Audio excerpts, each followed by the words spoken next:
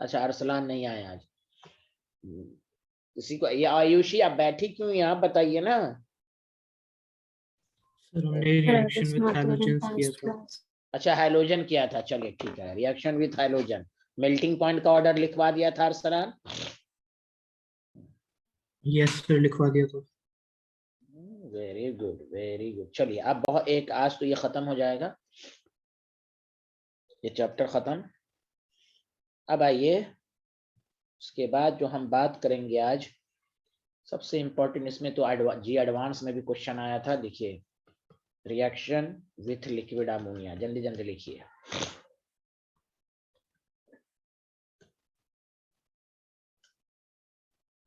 इसके बाद अब ऑर्गेनिक लगातार चलेगी। ओके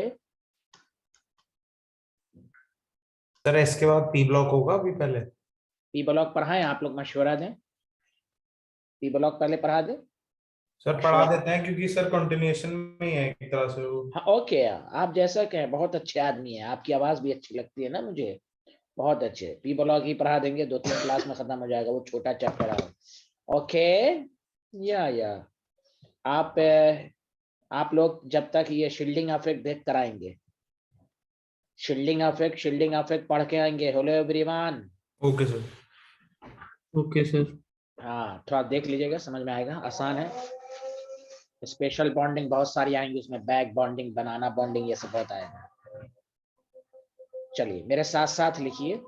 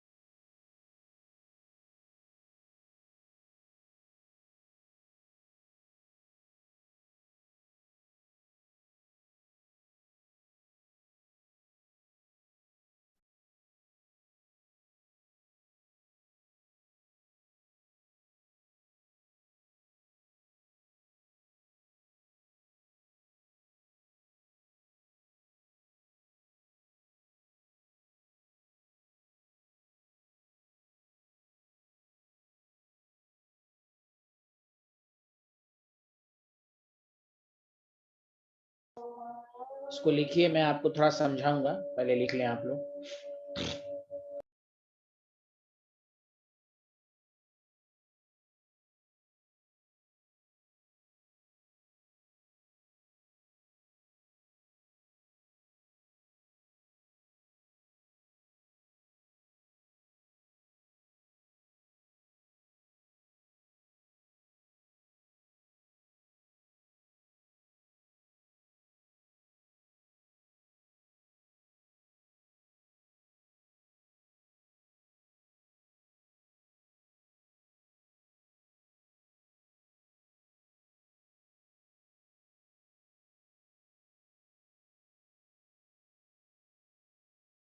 क्या आप लोगों ने लिख लिया, बताइए, मैं आप समझा रहा हूँ यस आपको। सर। ठीक, गौर से सुनिएगा कि ये इस तरह की क्वेश्चन क्या मतलब क्या हुआ, ध्यान दीजिए अच्छे से, कि मेटल है और अमोनिया लिक्विड है। गौर से सुनिए, आप आयनिक इक्विलिब्रियम पढ़ चुके हैं। यही मेटल वाटर के साथ जब रिएक्शन किया था तो MOH बनाता था और हाइड्रोजन गैस लिबरेट होता था। प्लीज 2 मिनट अच्छे से सुनेंगे। वाटर में भी OH है, NH3 में भी NH2 है, और आपको मालूम है वाटर ज्यादा पोलर सब्सटेंस है। यहां पर भी इस तरह की इक्वेशन बननी चाहिए थी, MnH2 + H2, क्यों नहीं बना? क्यों ये अमोनिएटेड केटायन अमोनिएटेड इलेक्ट्रॉन के फॉर्म में आया? और यहां पर लिखा हुआ है डायलूट, मतलब कि अमोनिया का अमाउंट ज्यादा है। डायलूट सॉल्यूशन का मतलब होता है सॉल्वेंट ज्यादा है। यहाँ पर कैसे रिएक्शन होता था, तो M+, यहाँ से OH माइनस आया, रिएक्ट किया, H+ आया, इसके इलेक्ट्रॉन ने गेन करके H2 में आया। आपको मालूम होना चाहिए कि अमोनिया वीक इलेक्ट्रोलाइट है, डिसोसिएशन कांस्टेंट बहुत ही कम है, बहुत ही कम है। यहां इलेक्ट्रॉन, यहां भी इलेक्ट्रॉन रिलीज हुआ, लेकिन इलेक्ट्रॉन H+ को ढूंढ रहा है, H+ इसको नहीं मिल रहा है, इस इलेक्ट्रॉन को अमोनिया के थ्रू H+ नहीं मिल रहा है, इसलिए क्या करेगा, कुछ मोल के साथ अमोनिया के, क्योंकि एक गिलास वाटर में वाटर के तो बहुत सारे मोल्स हैं, उसी तरह अमोनिया के बहुत सारे मोल हैं, तो कुछ मोल के साथ केटायन आ जाएगा, कुछ मोल के साथ इलेक्ट्रॉन आ जाएगा, क्योंकि यहाँ पर इलेक्ट्रॉन को आसानी से हाइड्रोजन अवेलेबल नहीं मिलेगा। सुना सारे लोग, दैट द रीजन इस तरह की क्वेश्चंस मिलेंगी। तो कोई डाउट आपको समझ में आया? Hello everyone. Yes sir. Yes sir. इसलिए आपसे क्वेश्चन पूछेगा कि यहां ध्यान देंगे,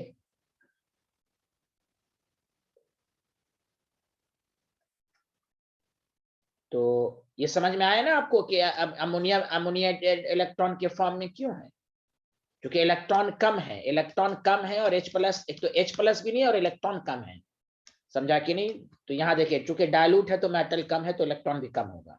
अब देखिए next point, the dilute solution of alkali metal and liquid ammonia imparts blue color। याद है मैं कलर का रीजन बताया था, अनपेयर्ड इलेक्ट्रॉन होना। Hello everyone. Yes sir. Yes, Yes. यही पूछेगा कि बताओ करेक्ट है। मैं बाद में कंक्लूजन भी बताऊंगा, कलर है इसका सिंपल रीजन बताइए। It is due to the presence of unpaired electron. देखिए यहाँ पर अनपेयर्ड इलेक्ट्रॉन है, इस पर लाइट पड़ेगा, एक्साइटेशन भी एक्साइटेशन होगा। It is due to the presence of ammoniated electron. ये सब रीजन स्कूल के एग्जाम में भी पूछा जाएगा। It is due to the presence of ammoniated electron. क्या मेरी बातें सबको समझ में आ रही है? हेलो एवरीवन, कुछ तो बोलिए। Yes sir. अरे ये ऋषिक बंसल क्यों नहीं बोल पा रहे हैं? यस सर, क्लियर है। हाँ, आगे बढ़ते हैं, जल्दी लिखिए।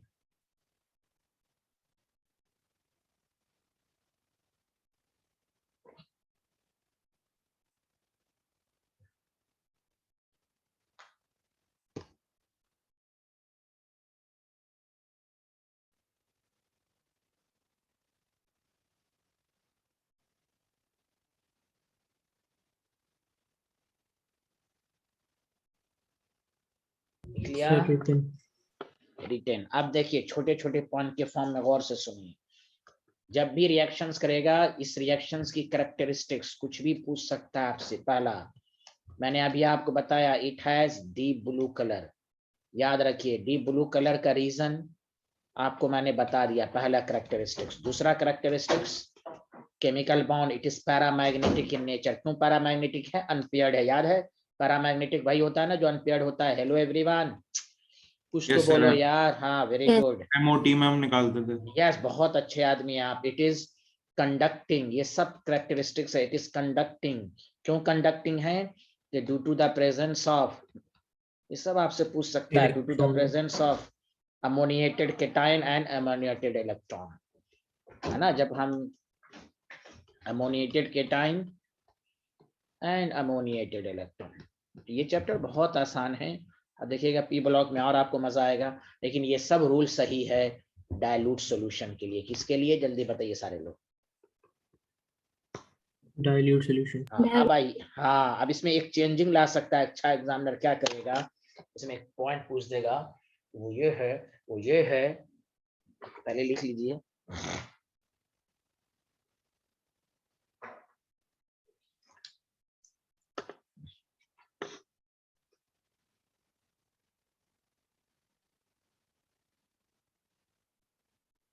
आजकल तो स्कूल तो नहीं, ऑफलाइन, आप तो स्कूल तो नहीं जा रहे हैं ना होंगे आप लोग? No sir. एक दिन सुबह में मैं, क्योंकि ऑर्गेनिक बहुत डिटेल में पढ़ानी है, एक दो क्लास सुबह में हो जाती तो कितना मजा आता है। आप लोग तैयार नहीं ना होंगे? आप लोग के तो नखरे भी तो बहुत है ना इसके, ऋषिक के, आराध्या के, आयुषी के। आप लोगों के तो नखरे भी तो है ना, सुबह में नहीं क्लास कर सकते। Oh my God. सर सुबह में किस दिन? वो छोड़ो ना, अभी तैयार हो गए तब ना यार, तब ना हम मैनेजमेंट से बात करेंगे।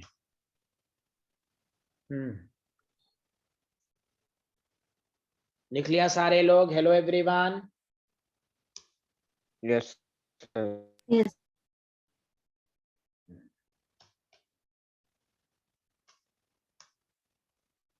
अब आइए, लेकिन जानते हैं आप, जैसे ही हाई कंसंट्रेशन करेंगे, ये लाइन सुनिए, हाई कंसंट्रेशन लगभग ग्रेटर देन 3m होता है, तो कलर चेंज हो जाएगा, कलर ऑफ सॉल्यूशन जो हो जाएगा ना, colour of solution will change and becomes copper bronze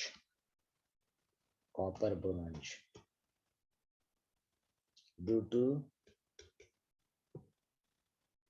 more cluster of, क्योंकि अब मेटल ज्यादा हो गया, तो सुनो, मेटल जब ज्यादा हो गया तो मेटालिक कलर हो जाएगा ना। अरे बोलिए ना, hello. Yes, sir. Cluster of due to more cluster of ion, cluster of. अब सुनो अच्छे से, इसमें जब मोर मेटल हो जाएगा तो ज्यादा इलेक्ट्रॉन आने लगेगा, इसलिए कहा जाता है, केमिस्ट्री कहता है कि एट हाई कंसंट्रेशन पर इट इज डायामैग्नेटिक। अब ये पेयर्ड हो जाएगा, देखिए मैं बता रहा हूँ क्यों डायामैग्नेटिक हो रहा है।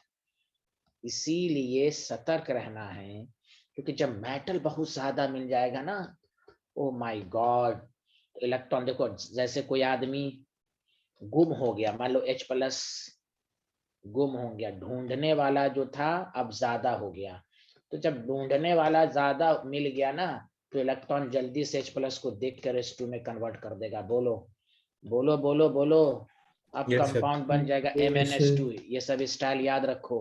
डाइल्यूट सॉल्यूशन में क्या था, इलेक्ट्रॉन तो आया, H+ तो रहा भी होगा, लेकिन इलेक्ट्रॉन को मिला नहीं है।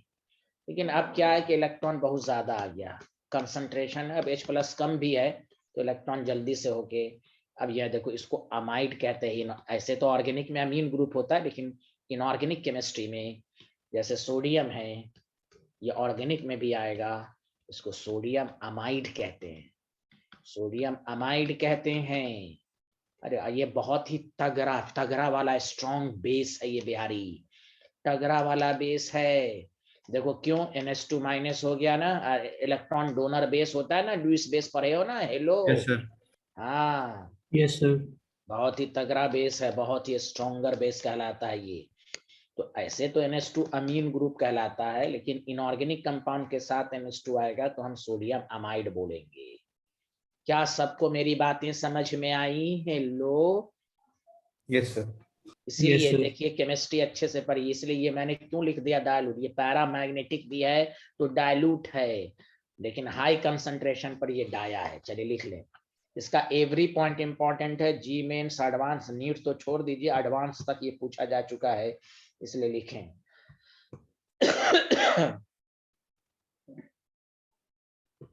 बहुत ही अच्छे आदमी आप लोग, जल्दी लिखें।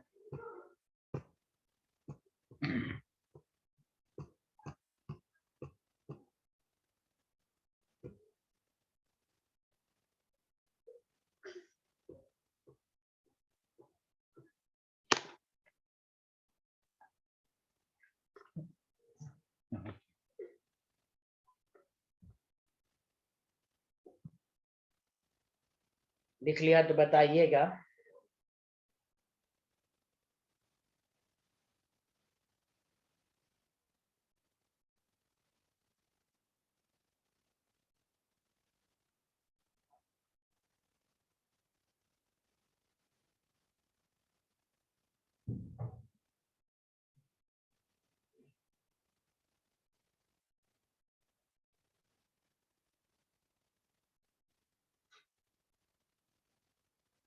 हाँ लिख लिया। Hello everyone. Yes, sir. Written. Everyone written?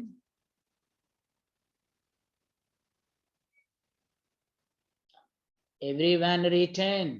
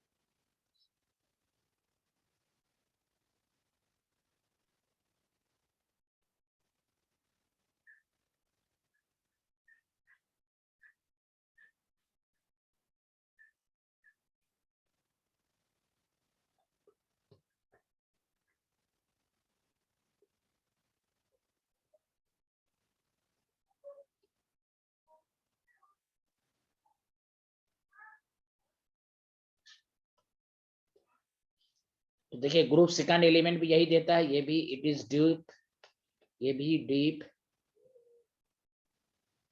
जो होता है, डीप ब्लू ब्लैक सॉल्यूशंस होता है, ये भी कलर होता है लाइक अल्कली मेटल, ये भी कंडक्टिंग होता है। हेलो एवरीवन, समझ में आ रहा है? Yes, sir. Yes sir. इसको आप ऐसे भी लिख सकते हैं, देखिए इसको, इस इक्वेशन को ऐसे भी लिख सकते हैं, देखिए m NH3x कर दीजिए, उस पर 2 प्लस कर दीजिए, बताइए सही से। और इसको ऐसे भी लिख सकते हैं आप, NH3y इलेक्ट्रॉन और 2 से मल्टीप्लाइड कर दीजिए माइनस। आया समझ में? Hello, yes sir. तो ये भी है। चलिए आगे बढ़ते हैं, नेक्स्ट टॉपिक पर आते हैं हम लोग। अब हम लोग थर्मल स्टेबिलिटी की बात करेंगे।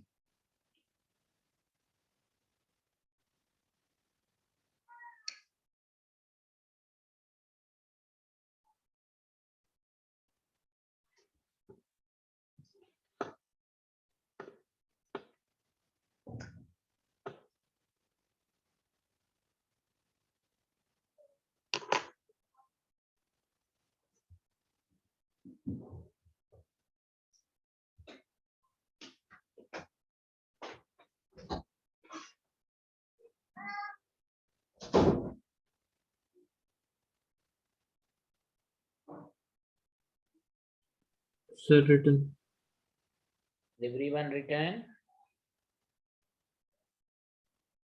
Yes, sir.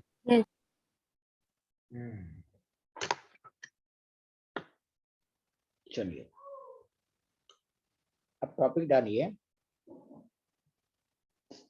अब बहुत छोटी छोटी चीजें हैं जो बचा कुचा है वो बल।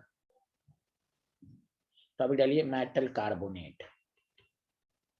टॉपिक डालिए मेटल कार्बोनेट। पहली बात इधर सुनिए सारे लोग, ये सब ऑब्जेक्टिव पूछेगा। मेटल कार्बोनेट को जब हीट करते हैं तो क्या बनता है मालूम है ना? MO और कार्बन डाइऑक्साइड। हाँ, जैसे Li2CO3 को अगर आप हीट करेंगे तो Li2O बनेगा प्लस CO2 बनेगा। और जैसे MgCO3 है, इसको हीट करेंगे तो MgO प्लस। अब सुनिए, इसमें 3 रिजल्ट आपको याद रखनी है। पहला रिजल्ट, सुन रहे हैं मेरी बातें कि Yes, नहीं? sir. हाँ, Yes, पहला sir. देखिए, पहला तो ये आपको रिजल्ट याद रखना है कि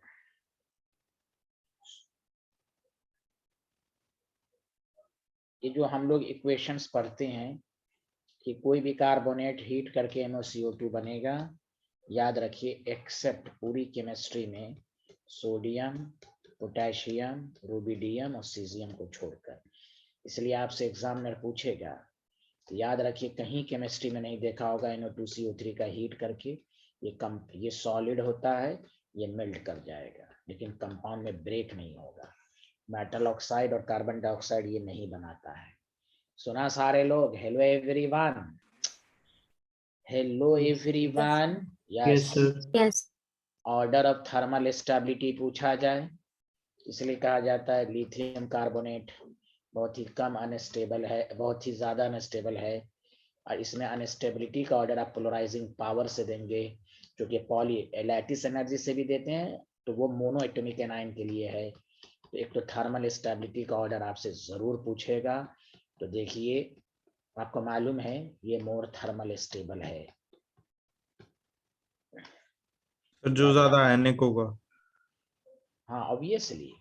तो यहाँ देखें, तो मैंने लिखवाया था ना कि फॉर पॉली एटॉमिक एनायन के लिए, पॉली एटॉमिक एनायन जब रहे तो याद रखिए थर्मल स्टेबिलिटी जो होती है depends upon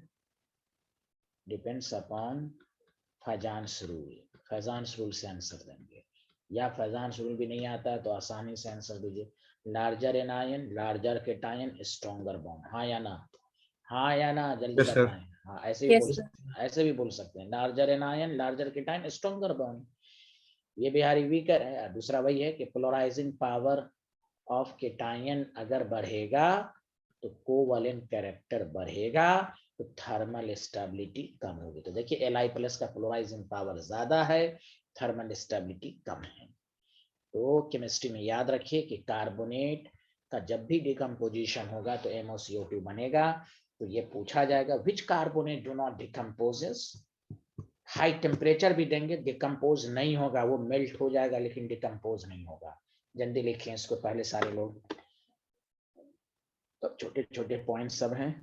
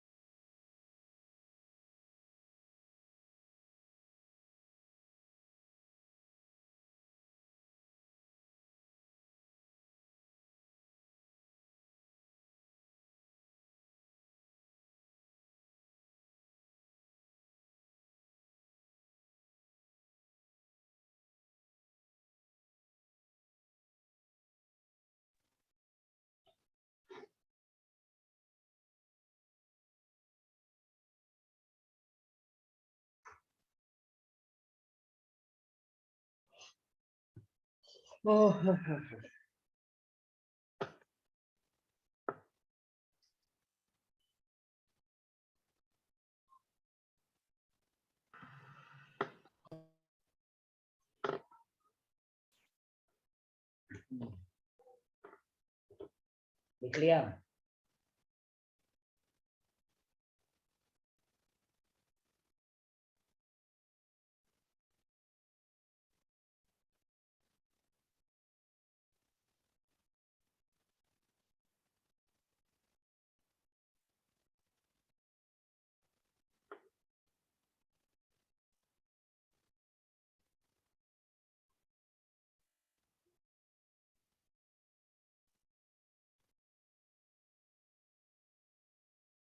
Yes, sir. Written. Everyone written? Yes, sir.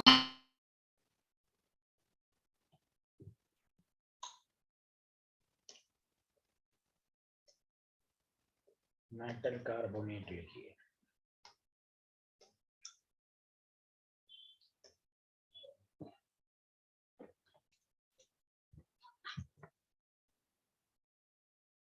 देखिए कोई भी मेटल बाइकार्बोनेट को हीट होगा, मेरे साथ साथ लिखते हैं, ये सब आसान सब चीजें हैं। तो मेटल कार्बोनेट बनेगा,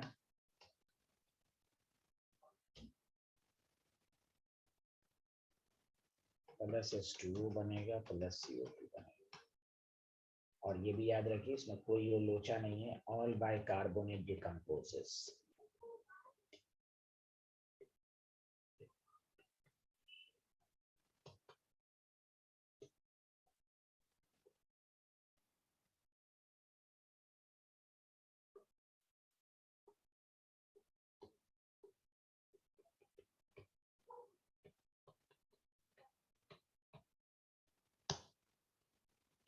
इसमें भी वही है, थर्मल स्टेबिलिटी अगर पूछा जाए तो ये LiSCO3 लेस स्टेबल है, सबसे ज्यादा स्टेबल है CHSCO3, मोर थर्मल स्टेबल।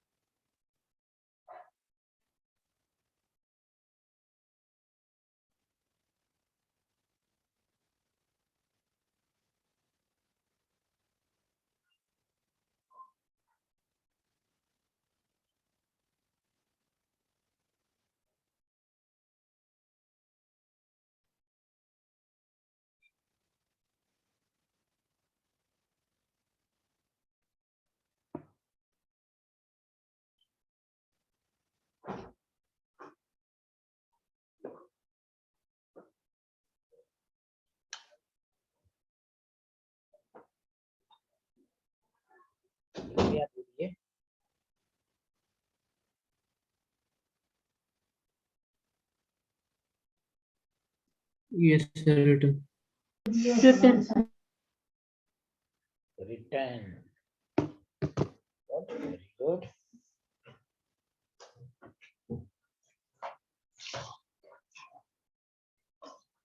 देखिएगा मेटल नाइट्रेट,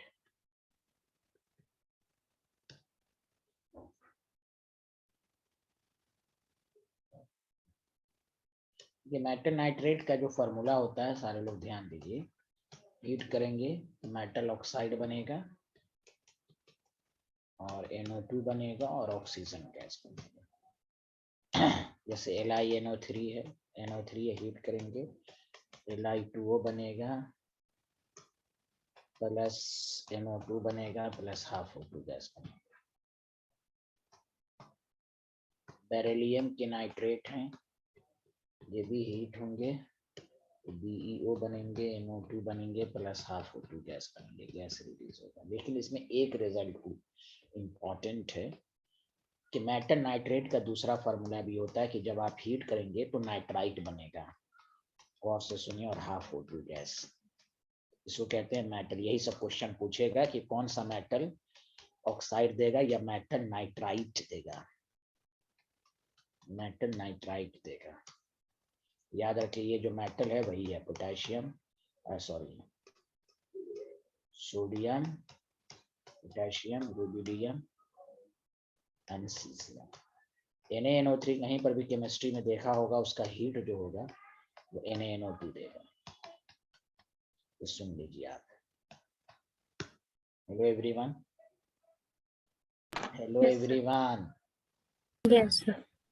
हायर कंसेप्ट सीखना चाहती हैं तो बहुत ही हाई टेम्परेचर पर फर्दर अगर दे दे तो M2O भी बन सकता है, M2 प्लस हाफ।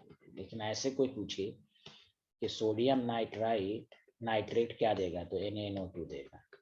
हाँ, कह दे बहुत हाई टेम्परेचर है तब NO2O बनाएगा और M2 बनाएगा, O2 बनाएगा। तो मेटल नाइट्राइट की डिकम्पोजिशन के दो फार्मूले, मेटल ऑक्साइड और ये 4 मेटल जो है वो मेटल नाइट्राइट देता है। ये सब इम्पोर्टेंट है।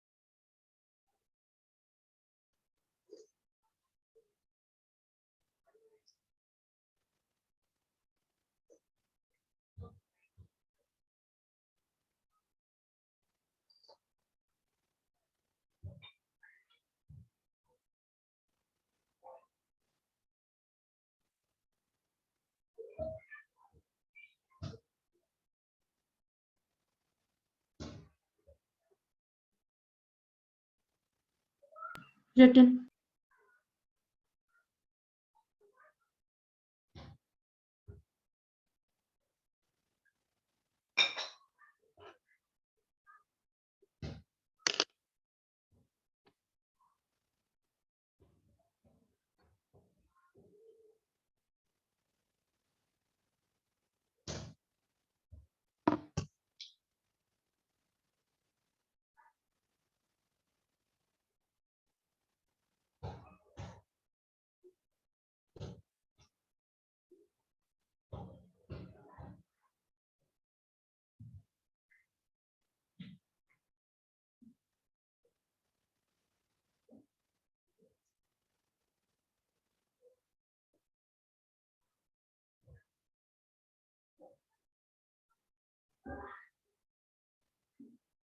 देख लिया सारे लोग?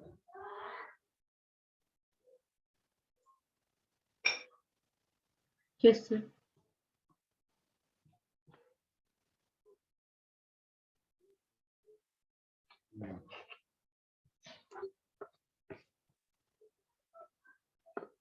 इसमें भी अगर आपको कहा जाए ऑर्डर ऑफ थर्मल स्टेबिलिटी बताएं तो LiNO3 लेस थर्मल स्टेबल होगा सबसे ज्यादा होगा CSNO3। उसी तरह BeNO32 में भी ग्रुप सेकंड में भी सबसे ज्यादा जो स्टेबल होगा वो BeNO32। पॉलीएटॉमिक एनायन से क्लोराइजिंग पावर पर जाएंगे। चलो आगे बढ़ेंगे, जल्दी बताइए। Hello everyone.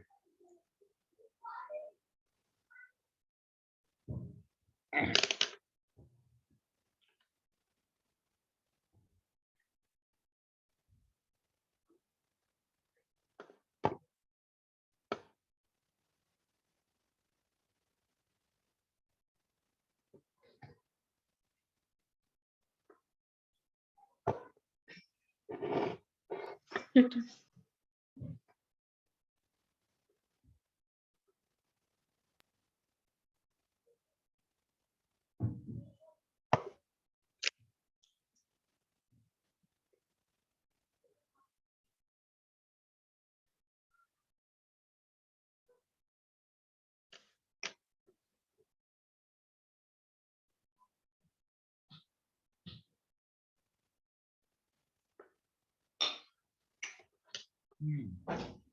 क्या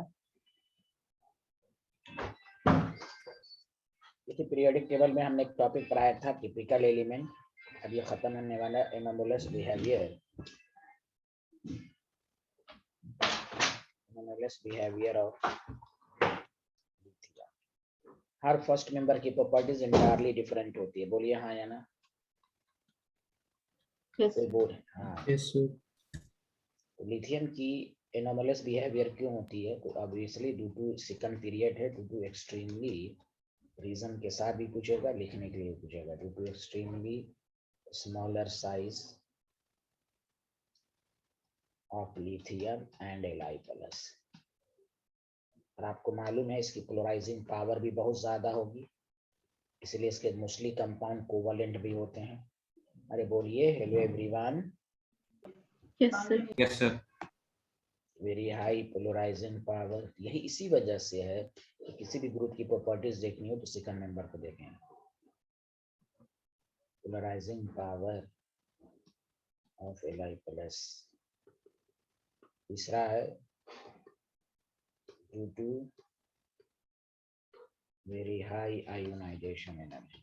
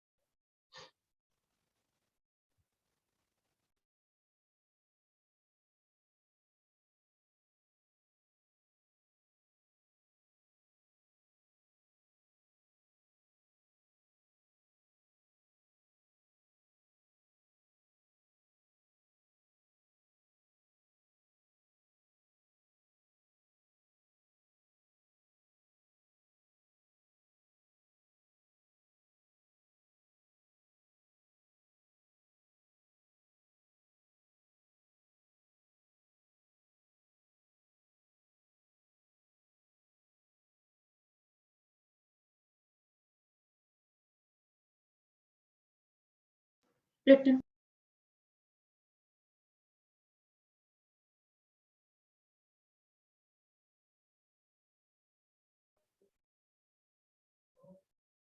hello everyone, return everyone. Yes sir. Yes, sir.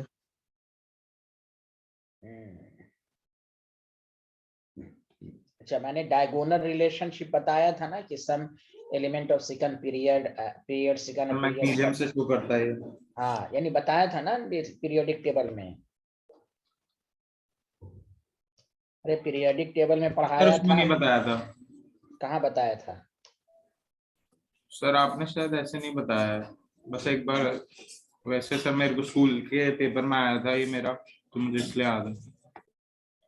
नहीं, typical element, diagonal relationship, transition metal, some important terms in periodic table लिखवाया होगा उसमें। कैसी बात करते हैं भाई?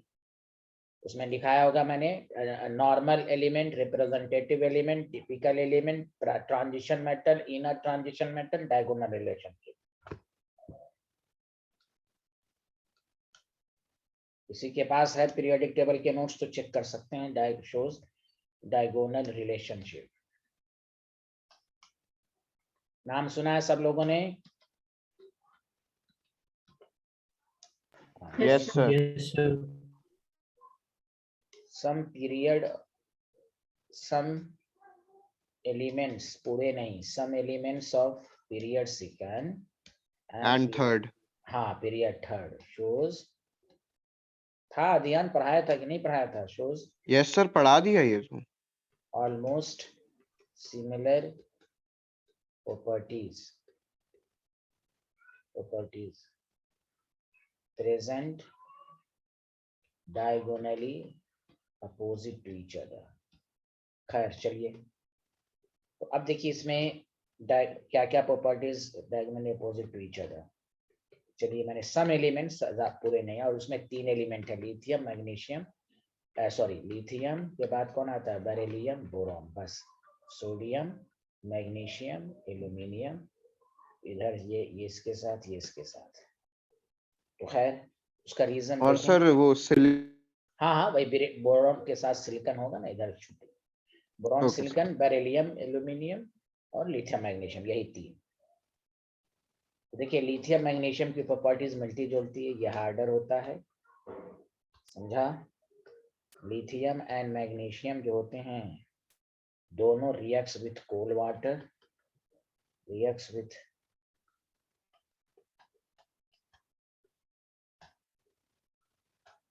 वाटर।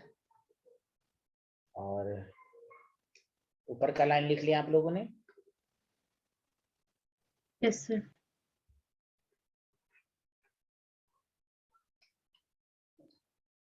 और डेटा भी देखिएगा ना, Li+1 और Mg+2 का साइज 70 पिकोमीटर और 73 पिकोमीटर, ऑलमोस्ट सिमिलर साइज भी होता है, ज्यादा का फर्क भी नहीं है।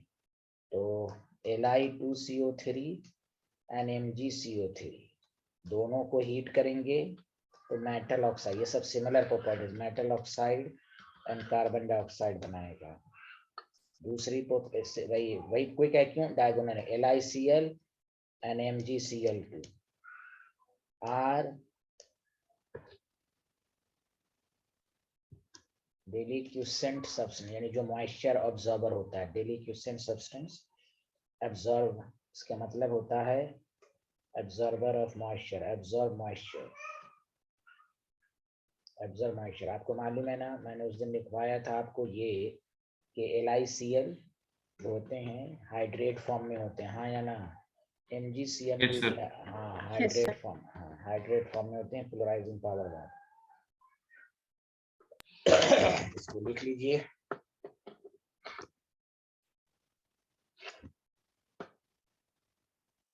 बाकी रिड्यूस सिलेबस में है कंपाउंड। चलिए अब मैं पी ब्लॉक शुरू करने वाला हूँ, जल्दी लिखिए आप। जेई में पूछे जाते हैं वो कंपाउंड्स जो नहीं, कम पूछे जाते हैं, लेकिन उसमें क्या करेगा, चॉइस देगा। पहले 80 क्वेश्चन थे ना, अब 90 क्वेश्चन थे, तो वही 5 क्वेश्चन उसी में से गया था, आपको चॉइस रहेगा। 30 में से आप 25 कर सकते हैं। नहीं समझ में आया? हाँ सर। हाँ ये ऐसे सब आता है भाई।